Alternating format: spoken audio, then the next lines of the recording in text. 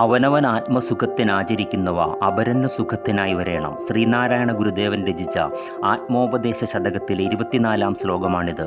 തനിക്ക് സുഖവും അന്യന് ദുഃഖവും ഉളവാക്കുന്ന പ്രവൃത്തി ചെയ്യരുതെന്ന് ഭാവാർത്ഥം. ഒരു ഉദാഹരണം നോക്കാം. പ്രാർത്ഥനയ്ക്ക് ഓരോരോ രീതികളുണ്ട്, ശീലങ്ങളുണ്ട്, വ്യത്യസ്തതകളുണ്ട്. ധ്യാനം പോലെ പ്രാർത്ഥിക്കാം. ഉറക്കെ പാടിയോ ശ്ലോകങ്ങൾ ഉച്ചത്തിൽ ചൊല്ലിയോ പ്രാർത്ഥിക്കാം. താഴ്ന്ന സ്വരത്തിൽ ജപിച്ച് പ്രാർത്ഥിക്കാം. എല്ലാവരും മൗന പ്രാർത്ഥന നടത്തുമ്പോൾ ഒരാൾ മാത്രം ഉച്ചത്തിൽ നാമം ചൊല്ലുന്നത് അയാൾക്ക് ആത്മസായുജ്യമുണ്ടാക്കുമെങ്കിലും മറ്റുള്ളവർക്ക് ഏകാഗ്രത നഷ്ടപ്പെടും. അവസരത്തിന് അനുയോജ്യമായി പ്രവർത്തിക്കണം. ഓരോരുത്തരും അവനവൻ്റെ സുഖത്തിനായി ചെയ്യുന്ന പ്രവൃത്തികൾ അന്യൻ്റെ സുഖത്തിന് കൂടി ഉതകുന്നതാകണം. പ്രാർത്ഥനയുടെ കാര്യത്തിൽ മാത്രമല്ല, മറ്റേത് പ്രവൃത്തിയിലും ഗുരുദേവൻ നൽകുന്ന സന്ദേശം ഇതാണ്.